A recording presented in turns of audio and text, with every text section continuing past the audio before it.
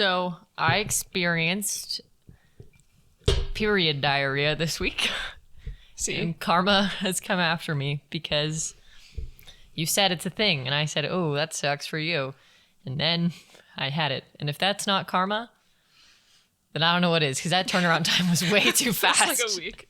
Literally like a week. the next period. My next period, yeah, was a period diarrhea situation.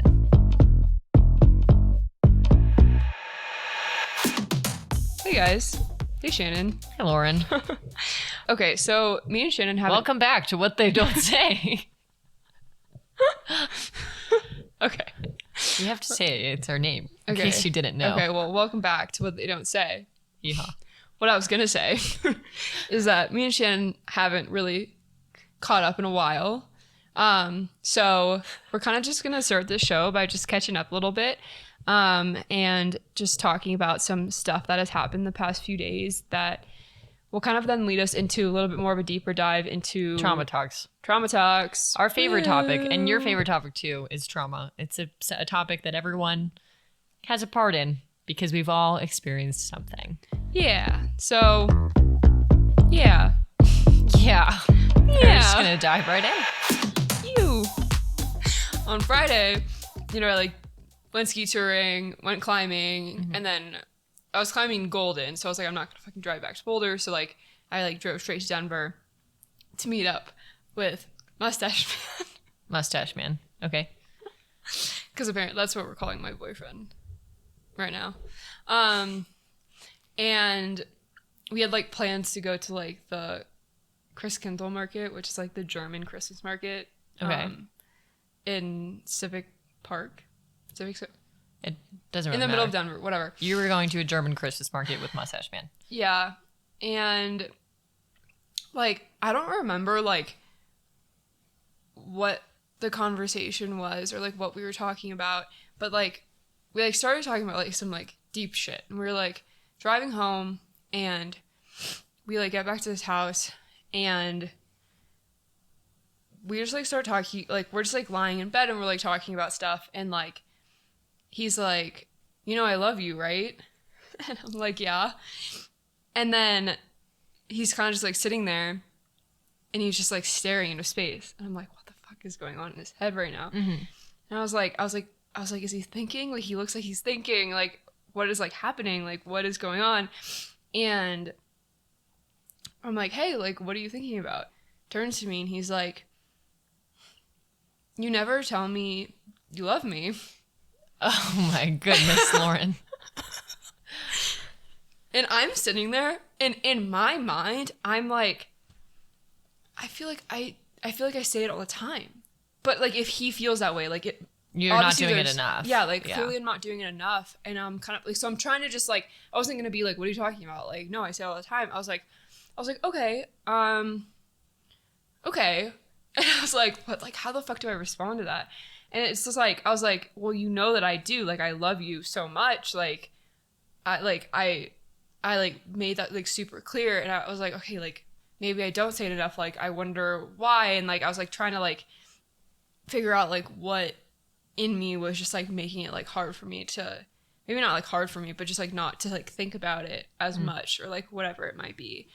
I mean, do you say I love you every time you leave each other? Yeah. Every time, maybe like good night, love you. Yeah. Good morning, I love you.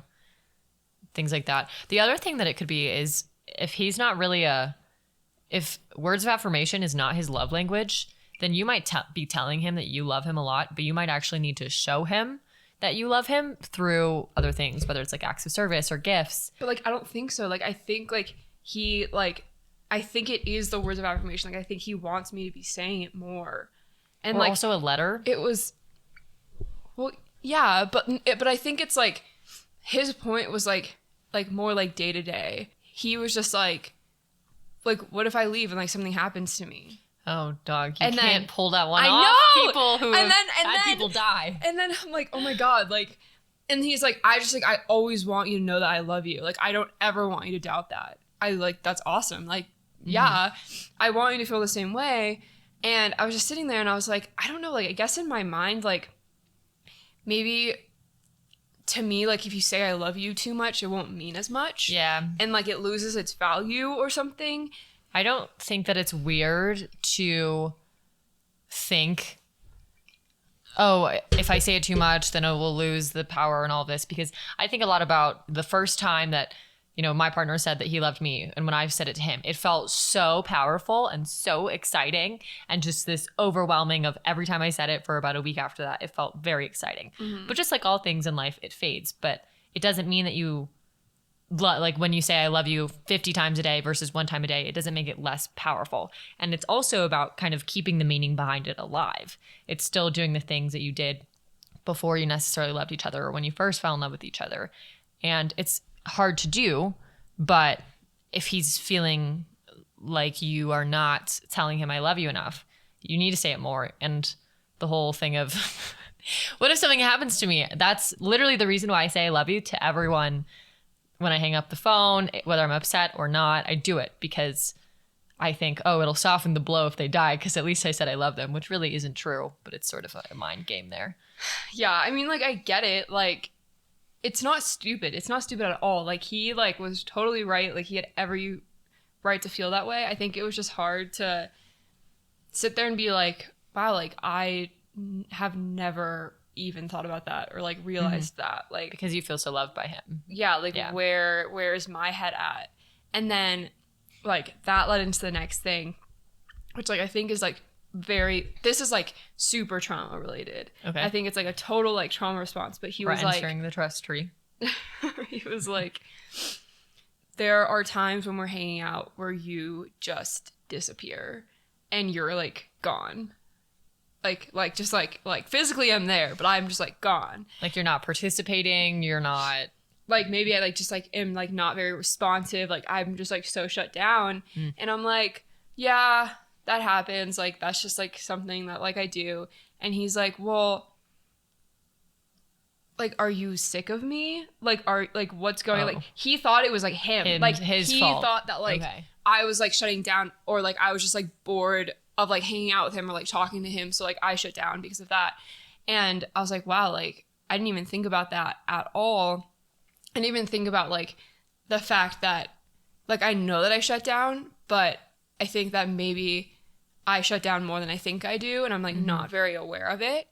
And because he'll try to talk to me. He'll be like, hey, what's wrong? Hey, what's going on? And I'm always just like, oh, nothing. Like, you know? And then part of me does that because I'm like, well, like, maybe we're trying to sleep or something. And, like, I don't want to keep him up. Like, I want him to be able to sleep and not have to, like, carry what I'm carrying. And so, like, I don't tell him. And I said that to him, and he was like, well, that, like, actually doesn't make me feel any better because then, like, you don't talk to me and then you feel even farther away. And, like, I would just rather you, like, tell me what's going on, and, like, your problems are my problems. Like, why? Like, but not, you're just, like, so distant, and that just, like, makes me feel worse or makes me think I did something or, like, whatever. And then I was like, fuck, like, why don't I just, like, never am aware of that stuff? Like, I just don't even, like, process it. And, like, for me, it's just, like, yeah, like, sometimes I just, like, shut down or whatever, and, like, you just, like, move through it.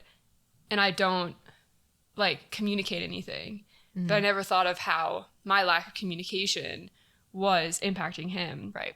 And so then I had to, like, proceed to talk to him about, like, I think that, like, part of it is, like, maybe sometimes you get, like, triggered by something. Like, it can, like, be, like, a smell. It can just, like, be something so random at such a random time. And then you, like, start, like, you just, like, are brought back to something, you're, like, thinking of something. And, like, that happened to me this past week. Where, like, we were, like, getting into bed, and, like, for some reason something, like, sent something off in my brain, and, like, I, like, went back into, like, this, like, bad memory, and I, like, totally shut down. And he was like, hey, are you okay? And I was like, yeah. But you weren't. But I wasn't, and I was just like, whatever. And so I had to, like, talk to him about, like, how, like, I had to talk to him about that stuff where I was just like, yeah, like, I've been through this stuff that, like, you know, can just, like, impact me in really random moments, and, like, that's why I shut down. Or, like, something makes me super anxious, and, like, I just shut down. And I was like, it never has to do with you. Right. Like, it never has to do with you. Like, it's something so, like, internal from something so, like, external that, like, I experienced. that like it is just so much deeper. There's like so much more going on. Like it has never had anything to do with you. I just like felt so bad though, because I was like never realizing that. Well, so we all know what emotional intelligence is here, right? So with emotional intelligence, I'm pretty sure there's 5 different pieces of it. I don't remember what they all are, but I know that like self-awareness, empathy, things like that are a part of it. But part of being self-aware is recognizing like how you're impacting the people around you.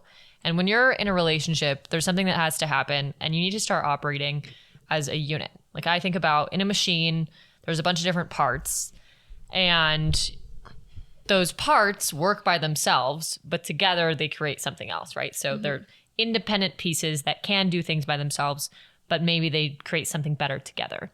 And that's kind of how you have to operate life when you have a relationship. Like you are a fucking unit working together. And what that means is you need to be aware of the people around you and how you impact them with your actions. Because when you're in a relationship, almost everything that you do, that you experience, and how you act impacts the relationship in some way, shape, or form, whether it's big or small.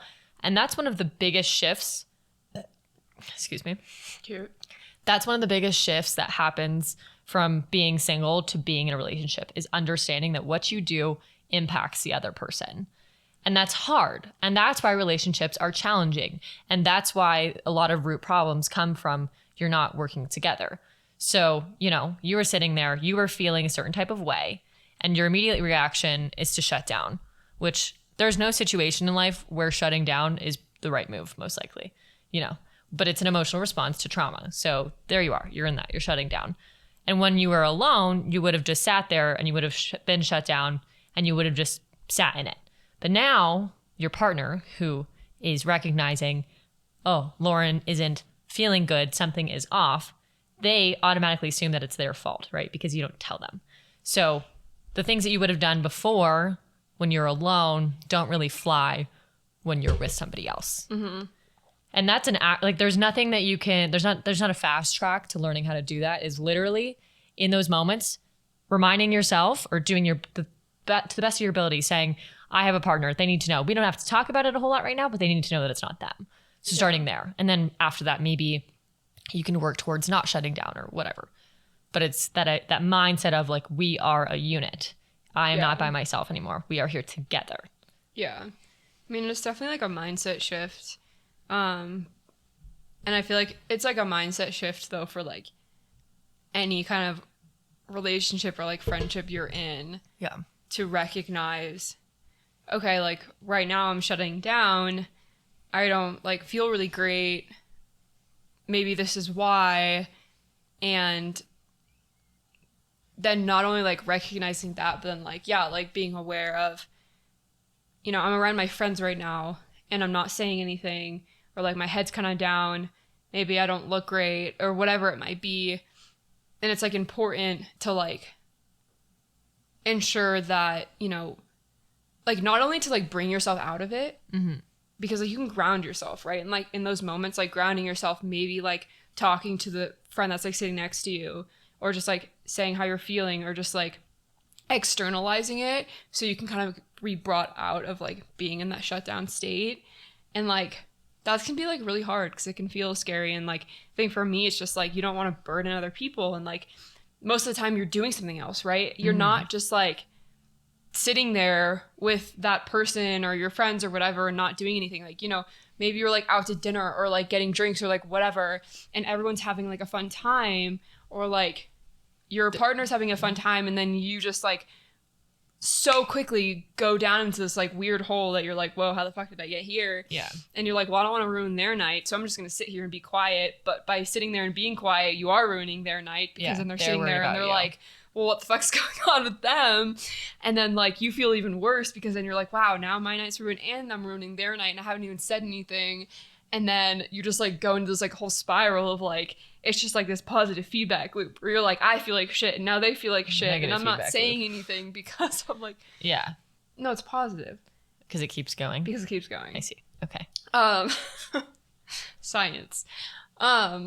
But then like for some reason it can be so hard. Like the deeper you get into that, it can be even harder to like open your mouth out. and just like fucking say something and like communicate that you are just in this place. But I think that like it's just scary because they just really might not understand, and that's okay. They don't need to understand or like know what you're going through, but like to like be able to support you. Mm-hmm. But it can just like feel very like if you're triggered by something that is fucked up and just like, you know, not a fun story, you just like don't have a lot of motivation to like then like go and be like, well, this is like what I'm thinking about right now. Like that just seems very, yeah, I don't know. Well, there's this wonderful phrase that I've used a lot in the past few months in life, in my relationship with my boyfriend and other relationships with friends and stuff. And the phrase is put a pin in it.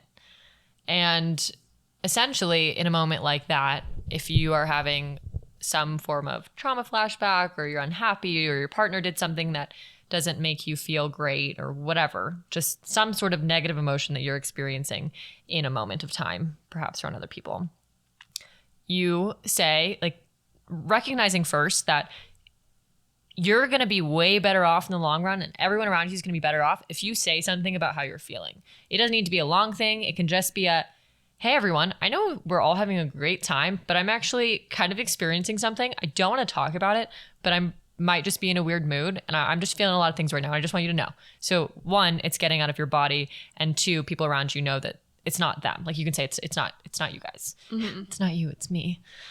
That sort of a thing. And then going from there, it's especially if this is a problem with your partner, like not necessarily something they did, but something that directly impacts them. It's hey, this is the brief gist of what's going on, you know, whatever that brief gist is. And then saying, I want to talk about it, but not right now. We're just going to put a pin in it for later. And making sure you actually do talk about it later at a time, because all these emotions rarely, or problems like this rarely arise at a time where it's just you and one other person and the problem is directly related to them. It tends to be when you are in a group setting, there's not really an ideal time for these things to come up, and that's when they come up the most. So just kind of putting the pin in it and then waiting for a better time to talk about it. Seems to be a pretty successful thing. I'm not a relationship god or anything. I'm not the best. I screw up all the time, but it's been a phrase that has worked really well. But also what put a pin in it means is, let's say you're angry at your partner. Putting a pin in it means that you are putting that anger on hold. It is truly like, I love you. I'm not going to let the sun go down with us still being mad at each other. You can't get rid of all emotions, but it's recognizing like this pin is here, which is getting rid of some of my anger too, so that we can start tomorrow on a good note. We can continue the night on a good note. And when we are going to talk about it, we're going to talk about it.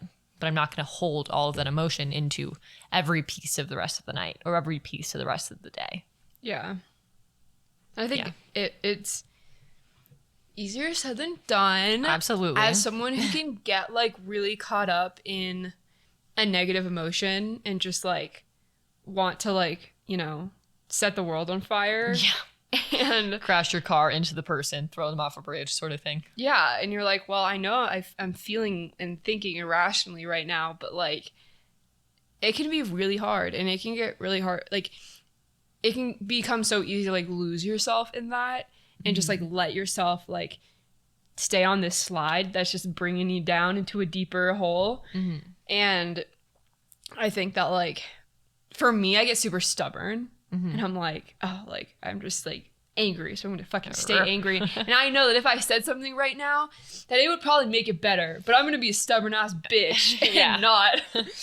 And, like, that's so stupid because then, like, you do open your mouth and communicate even, like, a little bit of it. And it does, like, relieve that. It totally does. And it totally works. Like, it makes everything so much better. And like this happened to me like last night. Like I was in a shitty mood. It had been a stressful fucking day. Right. It ended not well. And I was just like so goddamn angry, and I was so tired.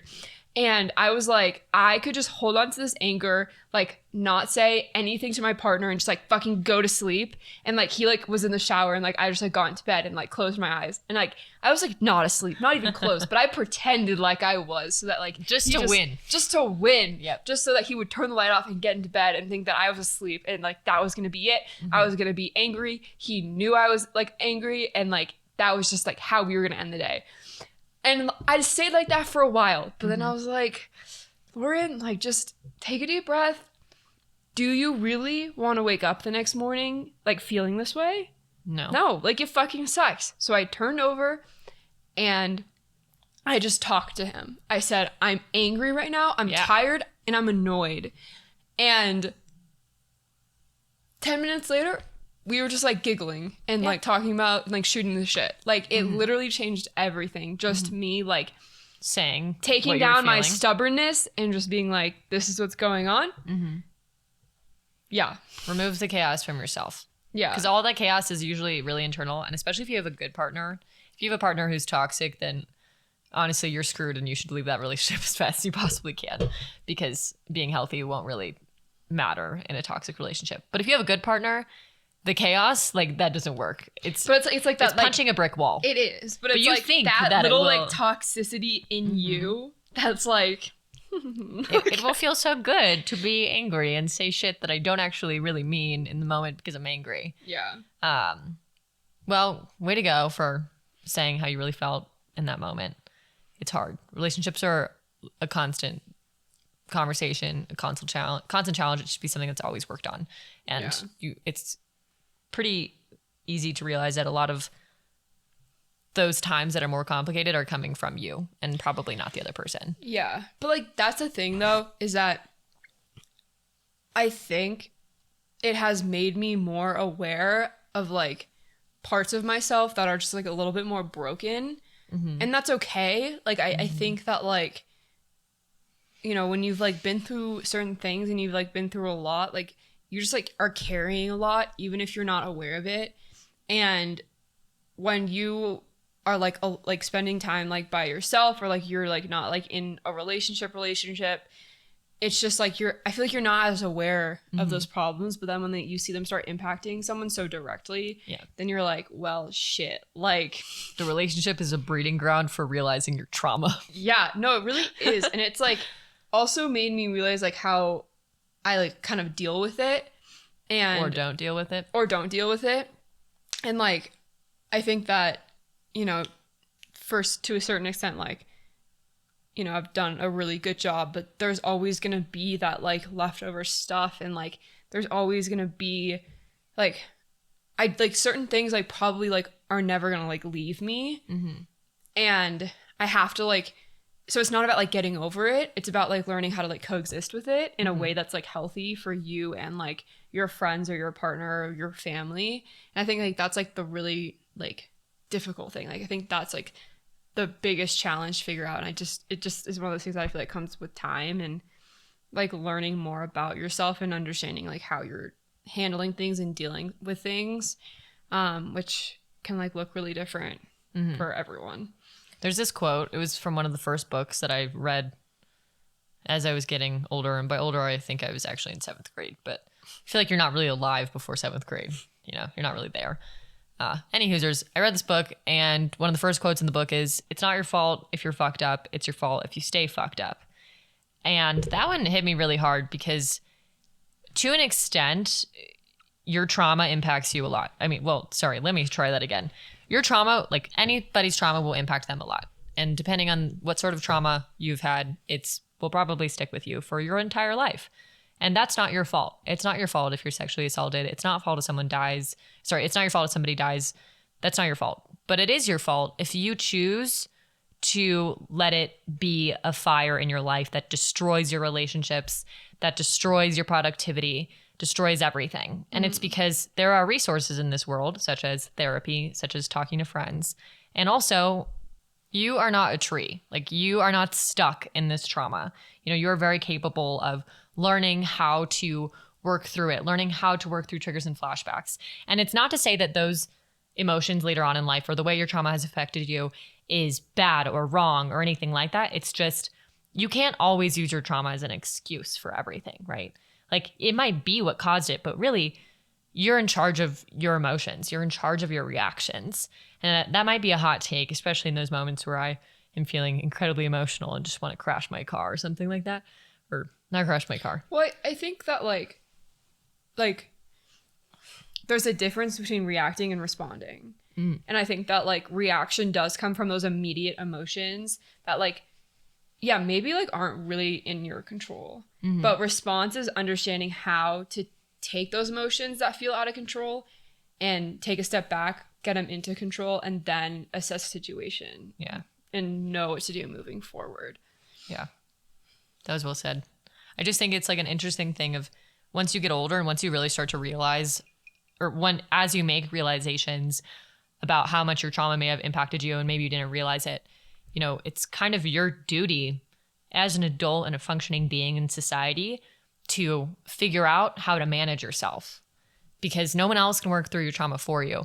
And it's really hard work. Like when you actually have to sit down and either go to therapy or be incredibly mindful of how you're responding to people or how your actions are impacting others, it's a lot of work. It's not glamorous at all. It's not sexy, but your quality of life will increase immensely if you can do that work. And once you realize that you actually do have agency in your life and these traumas are not like they don't need to be the dumpster fire that your life turns into. So you had a conversation with someone on Friday as well. Someone else. Yeah. Yes, I did. Yeah.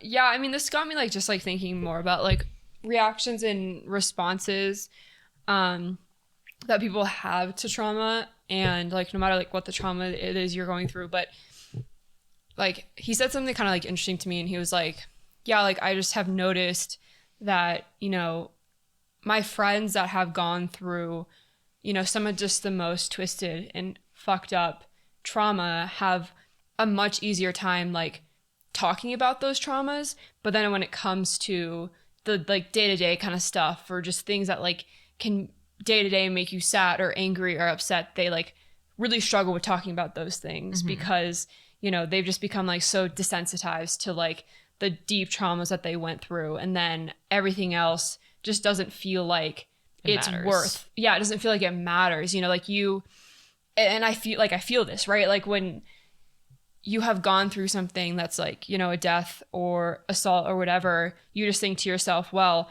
I've been through that, so why is this little thing today making me so sad or making me so angry? Like I should be able to get through this. I shouldn't have to talk about it. Like I should just be able to like fucking, you know, man up. Yeah, like grow a pair and like, deal with that shit, bitch. Exactly. Like you're like, I should just be able to fucking deal with this. It's not a big deal. Like I've been through so much worse. Who the fuck cares? Like there's no point talking about this. There's no point in like internalizing this. Like just move the fuck on. And like I think I do that so much, right? Like I do that all the time. But then I'm Lauren like, is the queen of not talking about things that happen in her life, like small things. Because you're just like, well, they don't they just don't matter. Like there's no weight. Yeah, like where's the weight? Like it doesn't compare to other stuff I've been through. So why am I having such a strong emotional reaction to it? And I thought that was like an interesting comment he made, because then like it made me think about my own life and how I handle things, and like how maybe I do shut down, or maybe I like do get like really upset about things and I just try to play them off because they don't compare. But the reality is those smaller things are probably affecting you more than the bigger things in your life, maybe. I mean, you know, the bigger things happen less frequently, right? So it's like, okay, but then like the day-to-day stuff that happens like every single day, it weighs on you and it totally impacts you and it stresses you out and it gives you anxiety and like maybe like, you know, some other stuff, and you just, it can make you fall apart. Like it really can, but then you like don't do anything about it because you think that it's not worth doing anything about. You discount it. Yeah, you undermine like all those things that you're going through because it just doesn't compare to like the worst thing that you've ever been through. Then I feel like that definitely like probably takes a toll on you even more. And then before you know it, you've been like feeling this way for 3 weeks and like you're depressed as fuck. And you just didn't do anything about it from the start because you just thought it wasn't worth it. And now you're like, well, whoops. Yeah. One of my least favorite things is when people say they'll be talking about their life and maybe something bad happened to them. You know, maybe they lost a grandparent recently that they weren't super close with. And they'll say, well, but that's like not near as bad as when your dad or brother died. And I hate that shit. Do not sit there and tell me that like my trauma is worse than yours. And there's obviously a sort of base here. Like, yeah, if your entire family died in a plane crash versus like your fish died. Okay, we can recognize yeah, one is worse than the other, maybe. But on the other end of things, if we're constantly sitting there comparing our trauma to other people's trauma, there will always be someone that has it worse. Like that there is somebody on this earth right now that has it the worst out of everyone. But that doesn't mean that your experience is less valuable. You can't compare traumas to other people's traumas because it will never allow you to justify having emotions around that.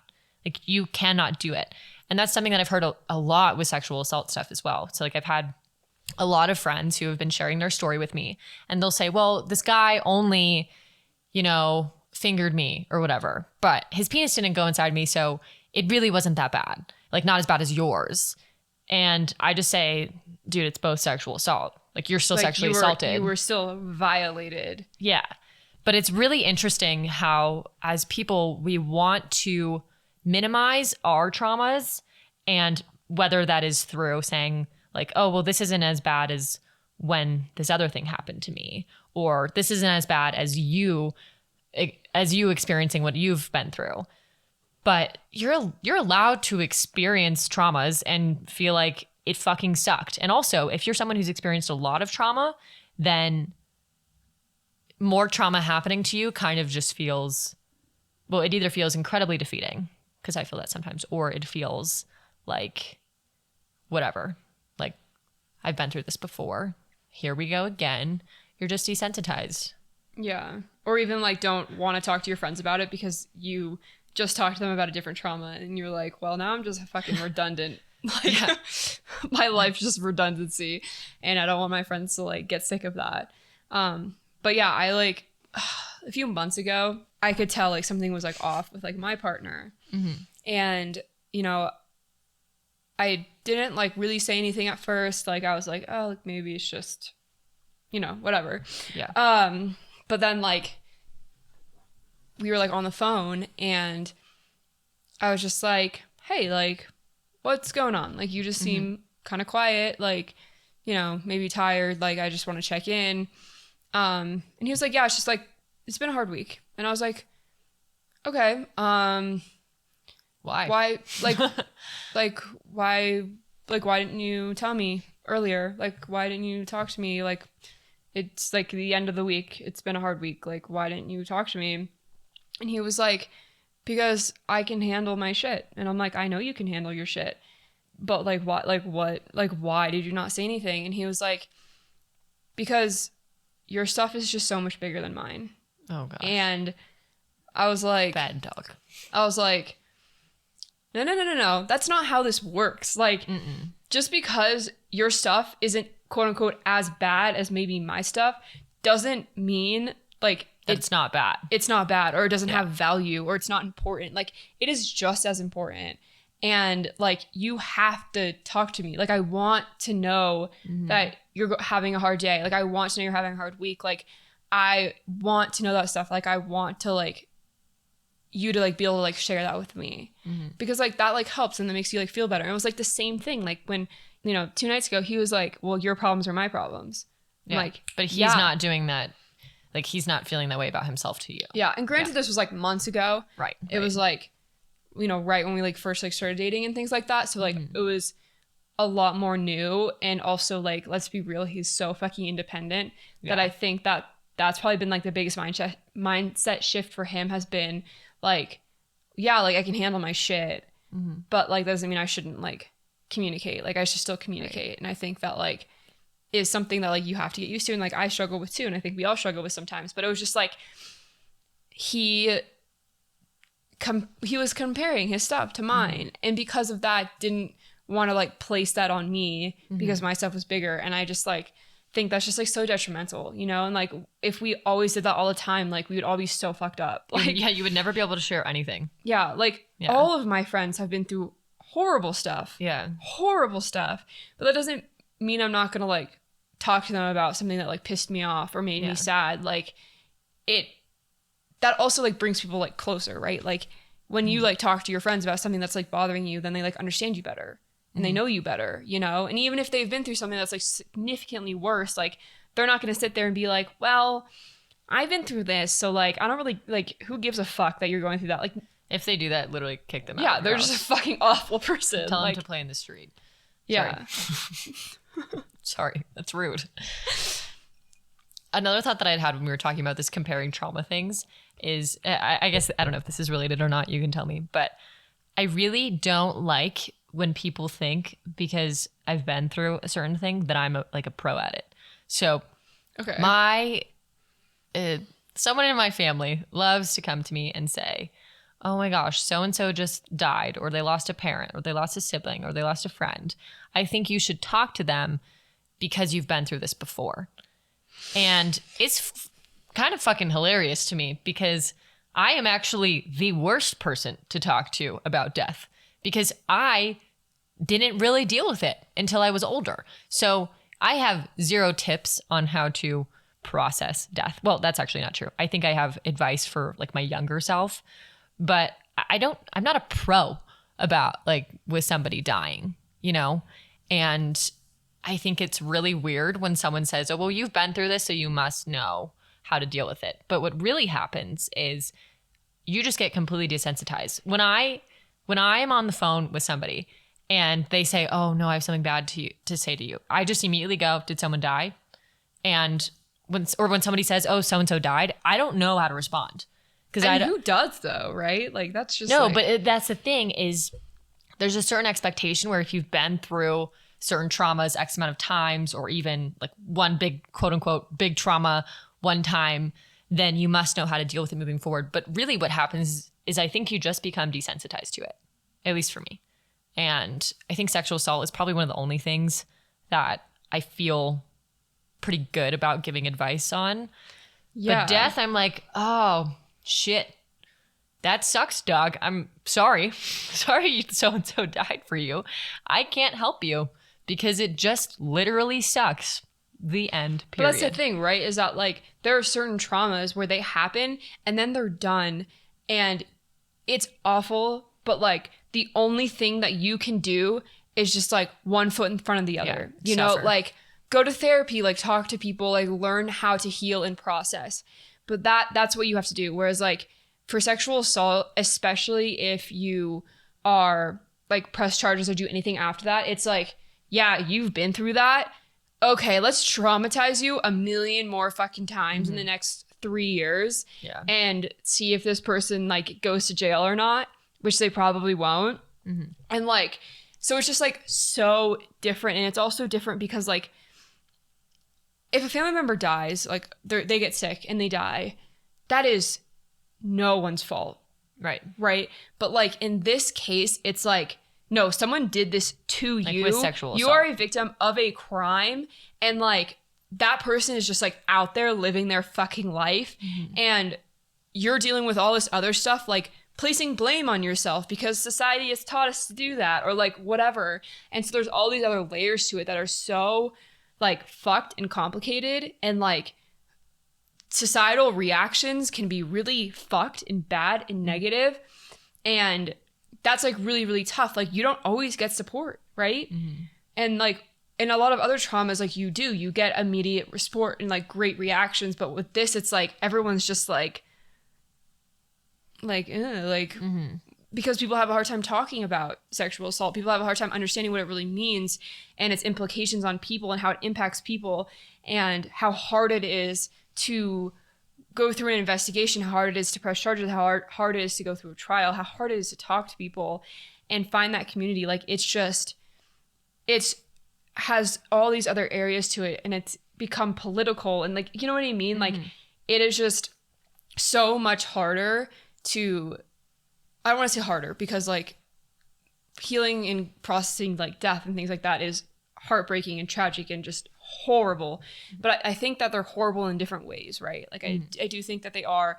And so like in our case, it was a fight and like we had to learn so much about what we were dealing with and what we were going through in order to get through it. Like we had to educate ourselves. We had to know what was going on. We had to like read books or watch like whatever it was, like, you know, read articles, things like that. Like you just had to understand the situation. And so now looking back at it, it's like you do feel like you can give advice because you went through it, you pressed charges, you went through an investigation, you went through the criminal justice system, like you experienced all these things that so many other people have experienced. And so you do have a platform and a place to be like, yeah, like I actually do understand this because it's a societal ill that, you know, needs remedy. It's a problem, right? And so like I feel like I can speak on behalf of this. And I think it's just a little different with like you know, death and things like that can look really, really different for people. And it's one of those things that it's like there is nothing that you could say. There is like no piece of advice or like direction that you could guide someone that's gonna make it feel better. Like it's just one of those things that's just so awful that like, you know, you never know what the right thing to say is, and there just oftentimes isn't a right thing to say. But sometimes when I think about like sexual assault, there really can be right things to say. Yeah, like there really can be. And it's just like if you know what those things are, you can feel like you can give advice. You can feel like you can talk to people about it. And I just think that like, you know, death and stuff like that can just be really, really tricky because it's a type of pain that like all you can do is give it time. It's also, death is, I guess in this scenario with trauma stuff, we're kind of specifically talking about like death versus sexual assault, comparing them. And with death, it's, you know, somebody else dies. Like they die, that happened outside of your body. But sexual assault is, I always think of it kind of like a piece of you dying, which is very personal, you know, and whether that piece of you dying is innocence or it's a sense of ownership over yourself, or maybe it's, you know, enjoying sex is the piece that dies because you don't enjoy sex for a long time after being sexually assaulted. And so I guess when the more personal the trauma is, probably the more you're quote unquote qualified to talk about it. But it also is perhaps harder to become desensitized to it. I'm not sure. I only think about how I feel desensitized to sexual assault to an extent, but not the same way that I feel but not the same way or to the amount that I'm desensitized for death. Because like truthfully, when someone says someone dies, what do I do? Or someone died, I just want to walk away. I just want to be like, bye, figure it out. Because I can't help you. That's how desensitized I feel. I just don't even want it to be a part of me at all. Yeehaw. But like sexual assault is just like so personal that like it's hard to take yourself out of that. And I think that like, you know, death can also be like super personal, right? Absolutely. Like if you're like someone you're married to, maybe. Yeah, your partner dies, like your mother dies, like, you know, that impacts you in ways that like are just so unimaginable. And like I think it's hard for you because like you did experience death at such a huge magnitude when you were so young that it was just like the ways that it was processed were just probably a little wacky, you know? Absolutely. And I think the ways that like our family processed those deaths were fucking weird. And very different. Yeah. Because they're just older. Yeah. Know? Yeah. And so I think that like definitely can kind of impact how you view it now and can like kind of fuck you up. And I don't think that's like means that there's like anything like wrong with you. I think that like that was something so horrible that like you went through, and so when other people like deal with that, it's just like nope, like hands off. Like I just like I can't deal. Like I cannot deal with it. Which like is like it's valid and it's hard, right? Like these things are so hard. I had something that I just remembered. Once again, kind of related to this, kind of not, but kind of yeah. So when we were going through the court process, it took us about 2 years, a little bit over 2 years to actually like have the court martial, from when the event happened to me. For you, it's a little bit different. But the point of all of this is so there's EMDR therapy, which is a therapy that's specifically designed for people experiencing PTSD. Like it was designed for veterans. And there's like therapists do EMDR therapy a little bit different across the board, but the whole point of it is to kind of, you know, rewire patterns in your brain and sort of be able to move through trauma responses in a healthy way, basically. And it's not getting rid of the memory, but it's kind of fixing the memory so that it sits a little bit better in your head. That's how I've always thought about it, at least. And like I didn't do EMDR therapy until after the court case because my therapist really wanted to ensure that I could remember everything to the best of my ability. Like to keep the memory as painful as possible before court. Because if I had really spent the time, because EMDR therapy, if you've never done it, it's really hard. Like it is emotionally draining to a new type of extent than just normal therapy. But it was just very important that everything stayed as fresh as possible so that I could go up on the stand and be able to talk about how painful it was. Which that's horrible. Like literally, it's not that I wasn't allowed. Like I could have done EMDR therapy, but choosing to keep all of that stuff so raw would benefit the case, basically. Yeah. And that's sad, because I remember when I sat down to do the EMDR therapy after the court martial, it just felt like, oh, what do you mean this memory is maybe not going to feel quite as painful after this? Yeah, like you just really can't imagine that. Mm-hmm. But it does happen. Like there is a lot of validity to those therapies and to like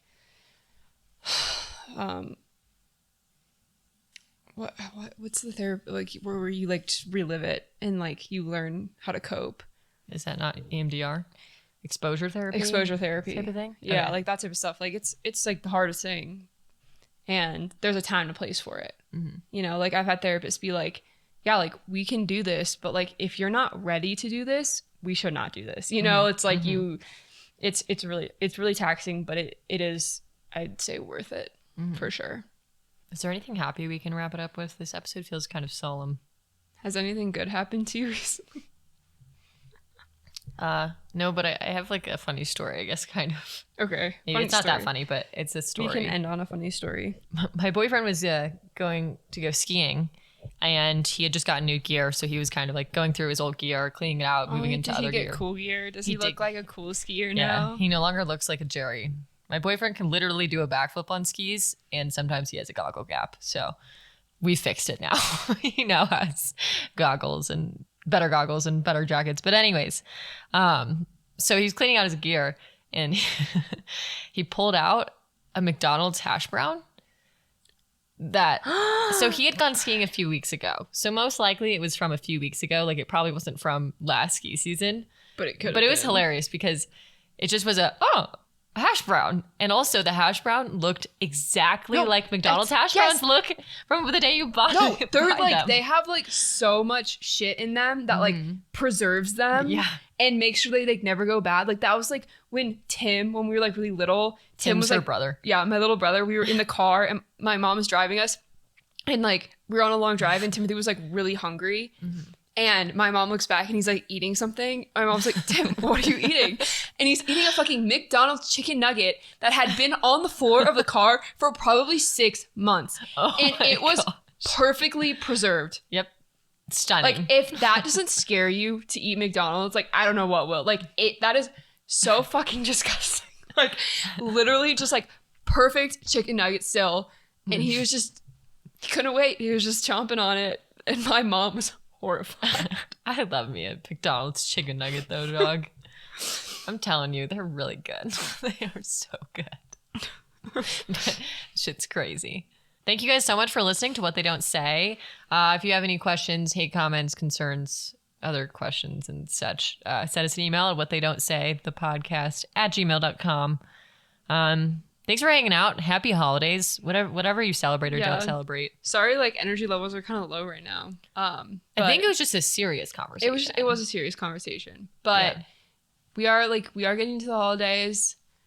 School's basically over. That's nice. Aside from Lauren's 10-page paper that I have due tomorrow that I've barely started. We're just not going to talk about it. It will get done somehow, some way.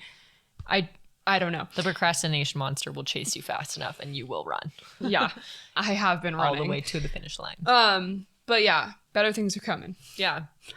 Thank you guys so much for listening. Keep your head up. We love you. Toodaloo. We'll catch you on the flip side. Cheers. Cheers, guys. Yeah.